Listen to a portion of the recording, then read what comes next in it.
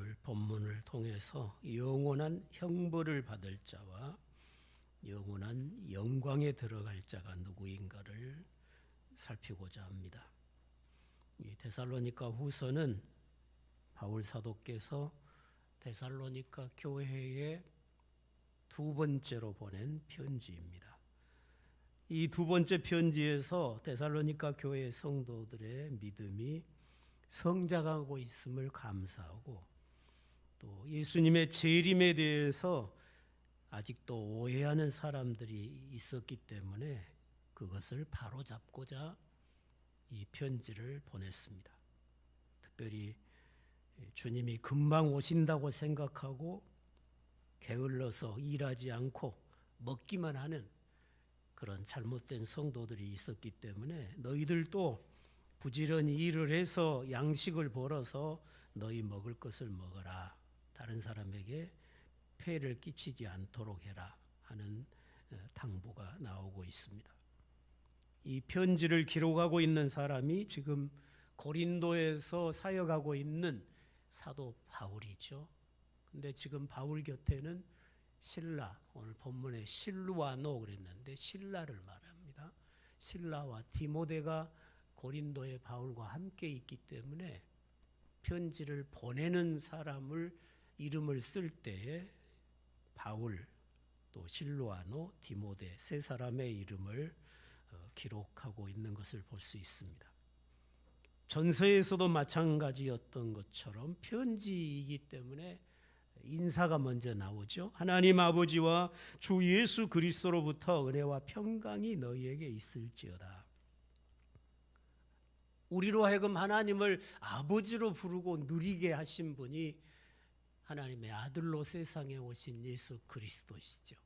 그리스도께서 죽으시고 부활하심으로 자신의 아버지가 우리의 아버지가 되도록 한 큰 은혜를 입히셨습니다. 그리고 그는 주님이시고 그리스도이시죠. 예수님은 메시아 곧 그리스도이십니다. 사람 되어 세상에 오신 예수님이 곧 영원한 하나님의 나라의 왕이십니다. 그리스도라고 하는 것은 영원히 왕 노릇할 왕을 의미합니다. 하늘 아버지와 이 예수 그리스도로부터 은혜와 평강이 예수님을 하나님의 아들로, 예수님을 하늘나라의 왕으로 믿고 사랑하는 자들에게 임할 것이라는 거죠.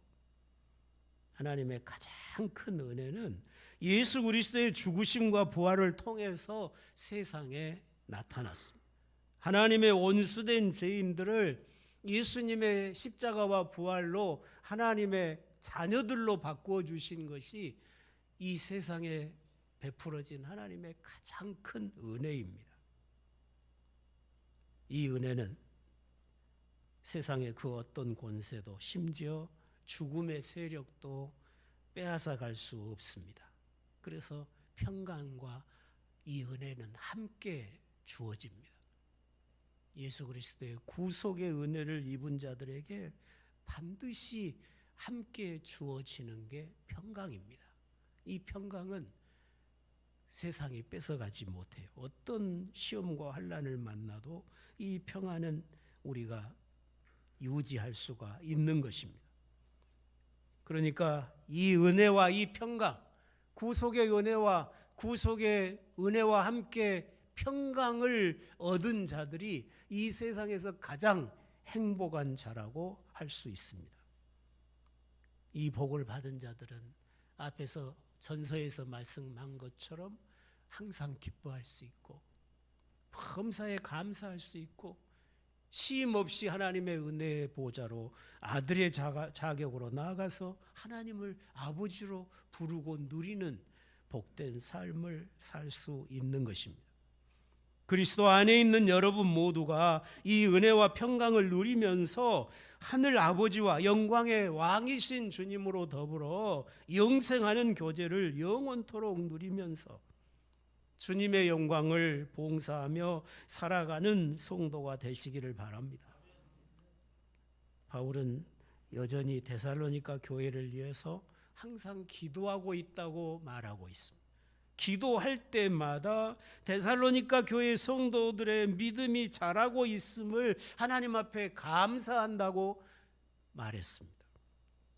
그리고 성도들끼리 서로 사랑하는 사랑이 풍성했다고 그랬습니다. 박해와 환난 중에도 잘 견디면서 믿음을 지키고 있었습니다. 그래서 바울은 이런 데살로니가 교회 성도들의 믿음, 소망, 사랑, 이 모습들을 기도를 통해서 하나님 앞에 감사하며 보고하는 거죠. 전에도 말씀드렸지만 목회자는 여러분을 위해서 기도할 때 하나님 앞에 보고합니다. 여러분에게 하나님이 보시기에 아름다운 것이 있을 때는 감사로 보고합니다. 근데 잘못된 길을 갈 때는 하나님, 어느 성도가 잘못된 길을 가고 있는데 하나님 돌이키게 해달라고 보고를 합니다. 그게 목회자 매일 하는 일이에요. 바울도 사랑하는 여러 그가 세웠던 교회의 성도들을 위해서, 교회를 위해서 기도할 때 감사할 것을 보고하고, 잘못된 것은 또 고치기 위해서, 회복하기 위해서 기도하면서 권면하는 이런 모습을 볼 수 있습니다. 첫 번째 서신에서도 언급한 대로 그들에게는 믿음과 사랑과 소망이 있었습니다. 이런 모습들이 그들이 하나님의 택함 받은 자들이라는 증거라고 그랬습니다. 모든 성도에게 반드시 있어야 될 것이 믿음의 역사. 믿음을 가지고 주의 일을 함께 하는 게 믿음의 역사예요. 사랑의 섬김. 교회가 주님의 한 몸이니까 서로 사랑해서 섬기는 이런 섬김이 반드시 있어야 됩니다. 그리고 믿음의 길이 많은 고난과 환난이 있기 때문에 인내하면서 다시 오실 주님을 소망하면서 그걸 잘 견뎌내는 신앙이 되어야 합니다. 이런 것이 없으면 주님 강림하실 때 주님 앞에 거룩하게 설 수가 없게 될 것입니다. 바울 사도께서는 데살로니가 성도들이 박해와 환난을 견디면서 믿음을 지켜가는 것에 대해서 내가 너희 교회를 여러 교회에 자랑한다. 그렇게 말합니다. 여러분도 자랑거리가 있는, 자랑할 수 있는 그런 믿음 생활이 되었으면 좋겠습니다. 이처럼 박해와 환난을 견디면서 믿음을 지키는 것이 하나님의 공의로운 심판의 표가 된다고 말하고 있습니다. 그들이 이런 환난을 견뎌내는 것은 그들에게 임한 하나님의 영광 때문이었습니다. 하나님의 나라의 영광 때문에 그들은 하나님 나라를 위해서 고난도 받고 그 고난을 잘 견뎠던 것입니다. 그들에게 임한 하나님의 나라가 자신의 평안이나 육체의 생명보다 더 소중함을 알았기 때문에 환난과 박해에도 불구하고 믿음을 지키고 인내하고 서로 사랑할 수가 있었습니다. 그들은 하나님의 나라를 위하여 고난도 기꺼이 받았습니다. 그것이 바로 그들은 하나님의 나라에 합당한 자라는 증거였다는 거예요. 하나님의 나라를 위해서 고난을 견디지 못한 사람들은 하나님 나라에 합당하지를 못하겠죠. 왜?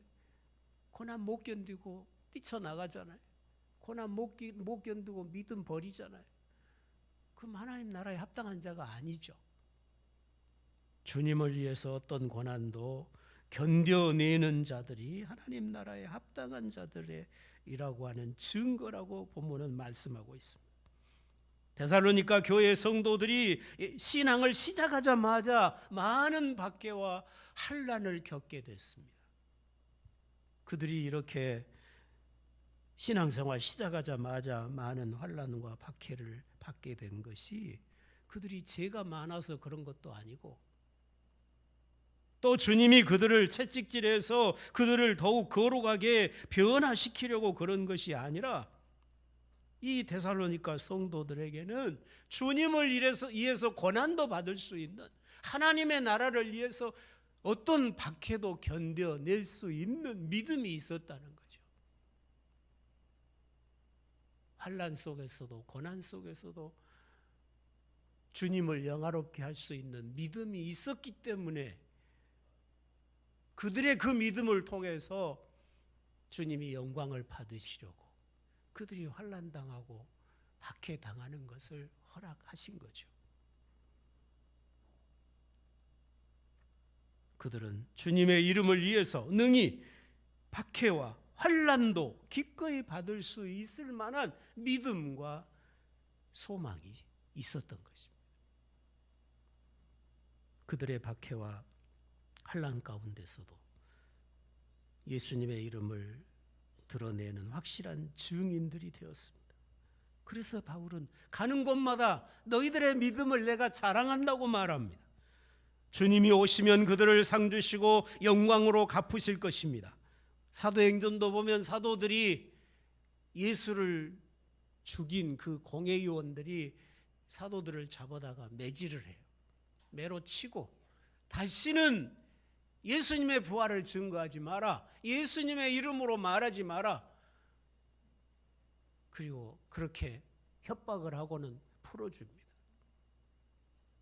사도들이 나와서 우리가 비로소 주님을 위해서 고난도 받을 수 있는 자로, 고난 받기에 합당한 자로 주님이 우리를 인정해 주셨으니 감사한다. 주님을 위해서 고난도 받기에 합당한 자로 인정해 주셨기 때문에 자기들이 주님 위해서 고난도 받을 수 있었다는 것입니다.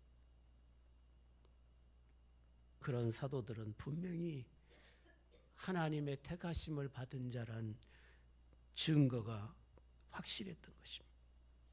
사랑하신 성도 여러분, 여러분에게도 하나님의 나라가 임하였다면 여러분도 하나님의 나라에 합당한 자라는 증거가 있기를 바랍니다. 하나님의 나라를 위해서 고난도 받기에 합당한 자로 주께서 인정해 줄 수 있는 그런 믿음이 되실 수 있기를 바랍니다. 주님을 위해서, 하나님 나라를 위해서 충성하고 헌신하면서 고난도 받을 수 있는 그런 믿음이 증거라. 내가 하나님의 백성이라는 확실한 증거예요. 주님 나타나셔서 심판하실 때에 영원한 영광에 들어갈 수 있는 증거가 그거라는 거예요. 주님을 위해서 고난도 기쁘게 받을 수 있느냐는 것입니다. 작은 고난에도, 작은 박해도 견디지 못하고 믿음이나 사명을 버리는 신앙으로는 주님을 영화롭게 못합니다. 주의 이름을 존귀케 못하는 것입니다. 주께서 불꽃 가운데 자기의 능력의 천사들과 함께 강림하셔서 온 세상을 심판하실 때에 주님을 위해서 박해와 환난을 견뎌낸 자들에게는 영광으로 갚으시고 안식으로 갚으시겠다 말씀하십니다. 왜 안식으로 갚으시겠습니까?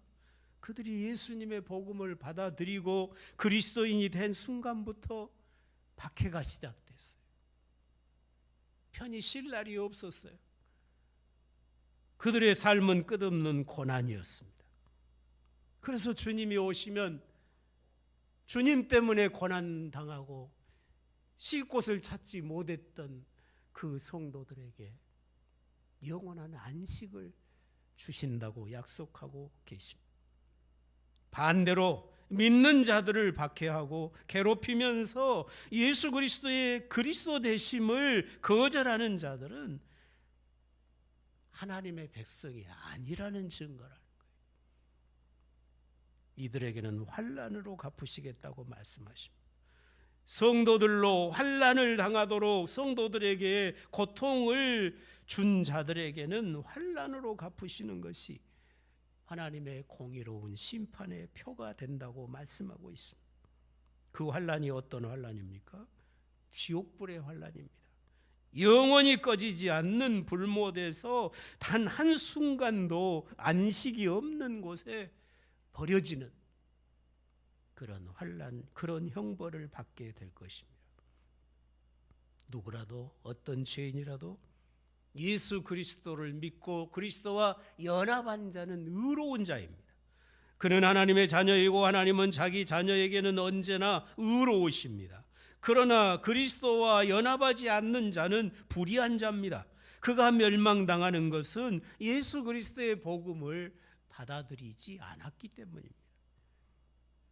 이 심판은 하나님을 모르는 자들과 우리 주 예수 그리스도의 복음에 복종하지 않는 자에게 임한다고 8절에서 말씀하고 있습니다.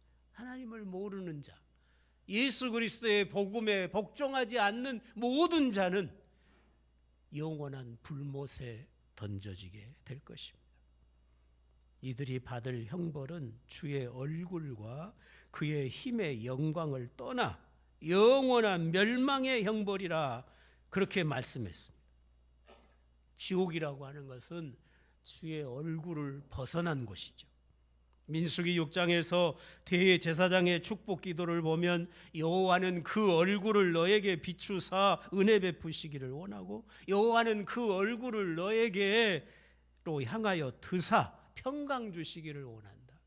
여호와의 얼굴이 비춰진다고 하는 것은 은혜 주시고 평강 주시고 복을 주시는 그걸 말해요. 그런데 지옥은 여호와의 얼굴이 없다는 거예요. 주님의 얼굴이 없어요. 얼굴빛이 없어요. 거기 은혜가 없어요. 평강이 없습니다. 영원한 고통만 있는 곳이 지옥이라는 것입니다. 거기 하나님의 임재는 없습니다. 예수님의 복음에 복종하지 않는 자들이 다 그 형벌에 처해질 것입니다.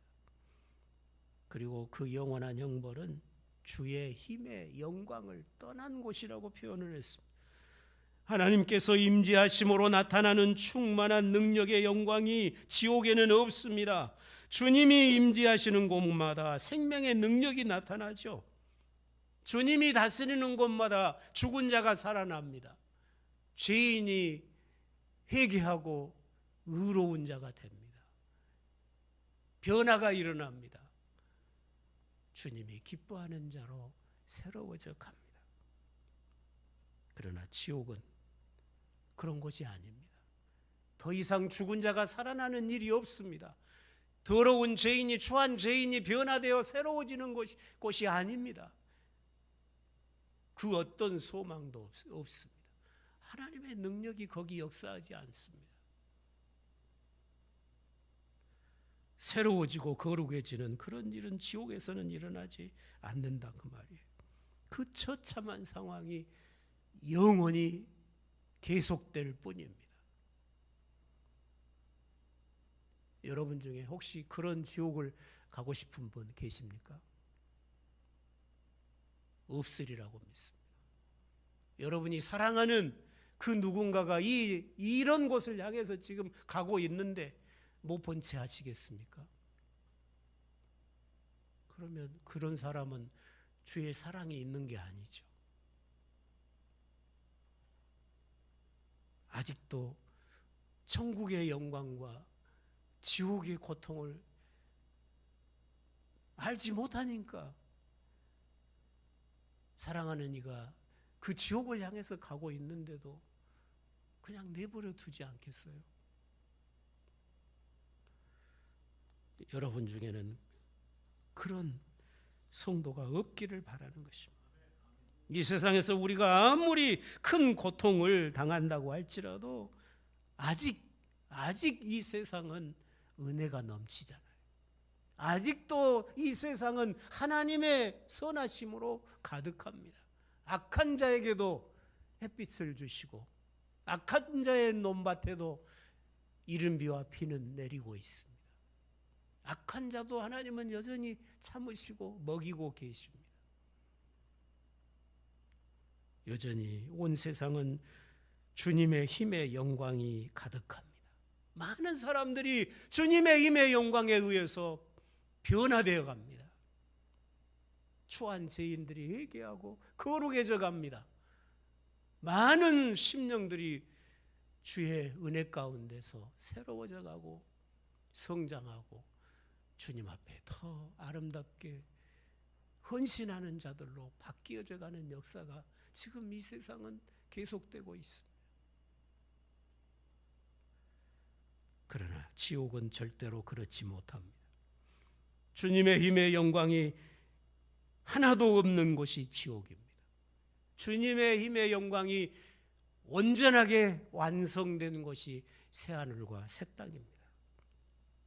우리가 주님을 위해 헌신하며 충성하며 고난도 기꺼이 받으면서 다시 오실 주님을 대망하며 살다가 주님께서 천사들과 함께 영광 중에 오시면 얼마나 기쁘겠습니까? 주님이 얼마나 반갑겠습니까? 영광의 왕으로 오신 주님께 천만 성도들이 엎드려 경배하며 영광을 돌릴 것입니다. 그 주님이 오실 때 그 영광 앞에 너희가 놀라리라고 본문은 말씀하고 있죠. 주께서 자기 백성들을 자기 영광으로 끌어올려서 주님 안에서 영광을 주님과 함께 누리도록 복을 주실 것입니다.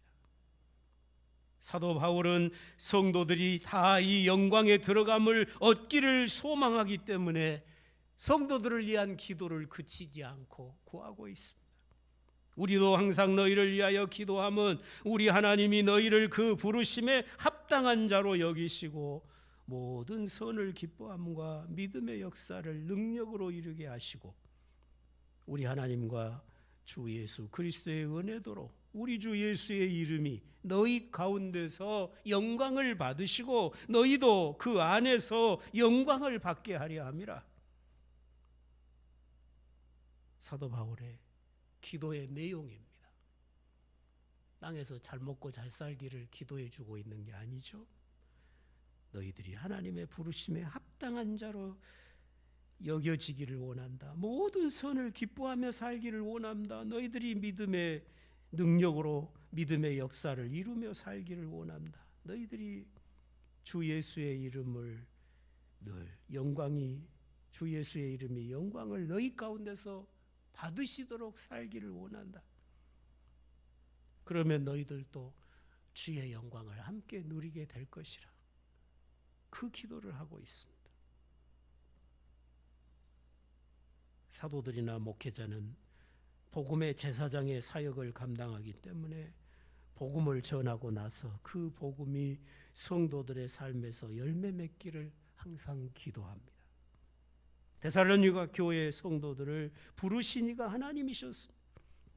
하나님께서 능력으로 부르셨으니 부르심에 합당한 열매가 있기를 바울은 기도하고 있습니다. 여러분을 부르신 이가 하나님이시라면 여러분에게도 부르심에 합당한 열매가 있기를 바라는 것입니다. 열매가 없으면 핑계할 수가 없다고 말씀하시잖아요.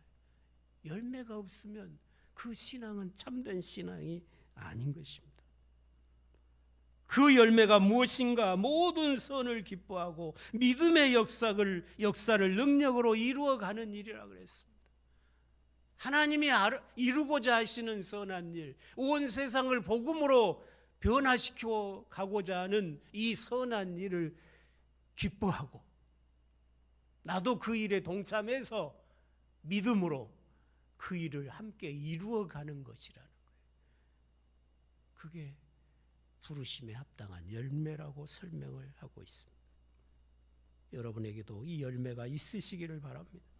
하나님의 부르심을 받아서 여러분이 이 자리에 있다면 부르심에 합당한 열매가 있어야 합니다. 그 열매는 하나님이 하시고자 하는 선한 일을 여러분이 기뻐하고 믿음으로 그 선한 일을 주님과 함께 이루어가는 그런 삶이어야 된다는 거예요. 나의 먹고 마시는 것이 내 인생의 목표가 아니고 내가 어떻게 살아야 온 세상을 하나님의 나라로 영화롭게 변화시킬 그 다시 오실 그 주님을 내가 봉사하고 살겠는가? 그래서 주님 마침내 오시면 내가 그 영광에 참여하겠는가? 그걸 목표로 사는 것이 그리스도인이라고 하는 것입니다. 어떤 고난을 당하고 박해를 만나도 주 예수 이름 때문에 견디면서 주님의 이름을 높이는 성도가 되시기를 바랍니다. 내 생명보다 존귀한 것이 내게 주신 주님의 이름임을 믿고 주님을 위해서 박해와 환난을 당하기에 합당한 자가 되시기를 바랍니다. 그리하면 주님이 영광을 받으시고 다시 오시는 날에, 영광 중에 오시는 날에 그 영광에 우리도 참여케 하신다고 말씀하고 있습니다. 우리 주님께서 십자가에 죽으시면서까지 아버지께 순종하시고 아버지의 이름을 영화롭게 하셨던 것처럼 우리도 이제 예수님만 나의 생명이라고 시인할 수 있어야 될 것입니다.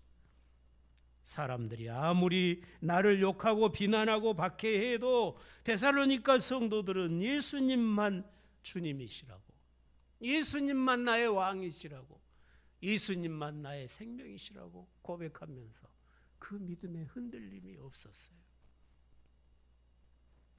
사랑하신 성도 여러분, 여러분을 부르신 이가 하나님이심을 믿으시기 바랍니다.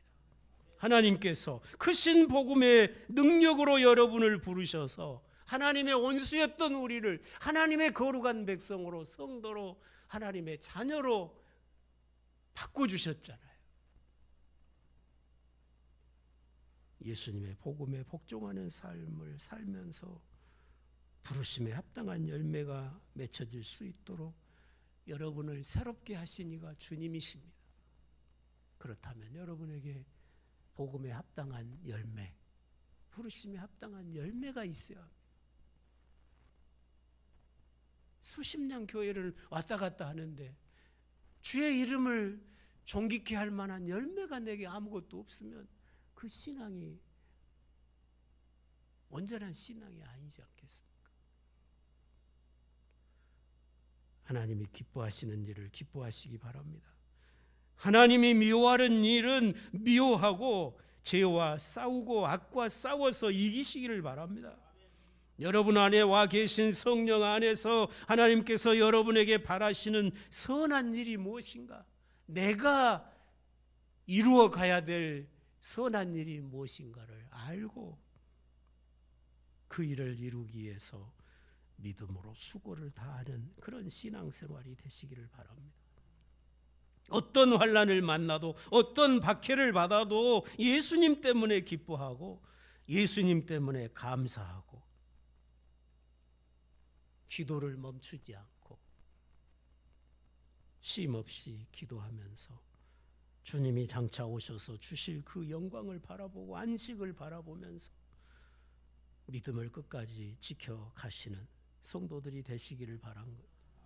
내 평안보다 내 생명보다 예수님이 더욱 귀한 분이심을 세상 앞에 드러내고 사시기 바랍니다. 그게 우리에게 두신 주님의 이름을 우리가 존귀케 하는 거고, 그런 자들을 주님이 오시면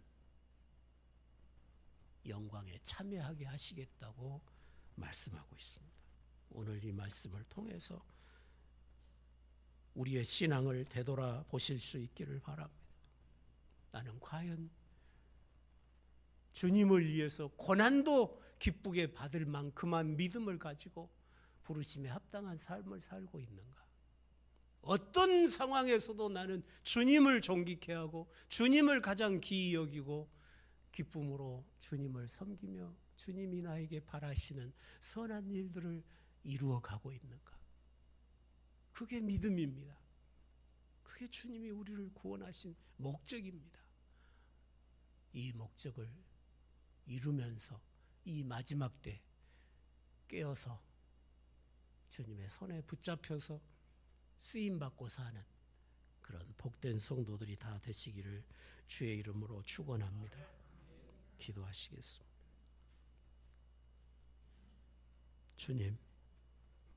주님 다시 오시면 영원한 형벌을 받을 자와 영원한 영광에 들어갈 자를 나누실 것인데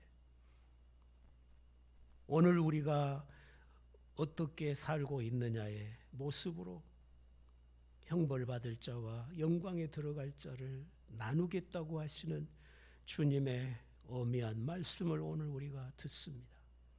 과연 우리는 예수 그리스도의 복음의 도에 복종하며 그 복음을 따라 살면서 주님을 위해서라면 충성과 헌신을 감당하며 고난도 기쁘게 감당하면서 주님의 이름을 존귀케 하는 그런 삶을 살고 있는지, 주님이 이루어 가시는 선한 일들을 내가 기뻐하고 그 선한 일에 함께 동역자로 살고 있는지 돌아볼 수 있게 하시고, 도리어 복음의 도에 복종하지 아니하고 말씀에 순종하지 아니하고 오히려 교회를 박해하며 믿는 자를 환난 가운데 몰아넣는 그런 삶을 우리가 살고 있지를 않는지는 우리 자신을 돌아보게 하여 주옵소서.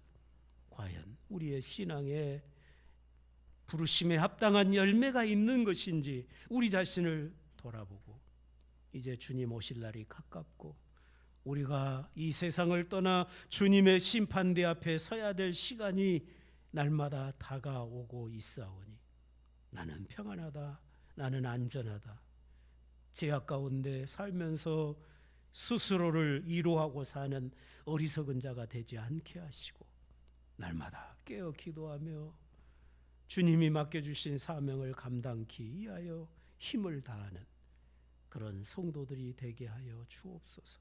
주님, 이 밤에 오늘 밤에 오실지라도 주님의 영접을 받으며 내가 기쁨으로 주님을 영접할 수 있는 그런 준비된 삶을 하루하루 살아갈 수 있는 우리의 신앙이 되게 하여 주시옵소서.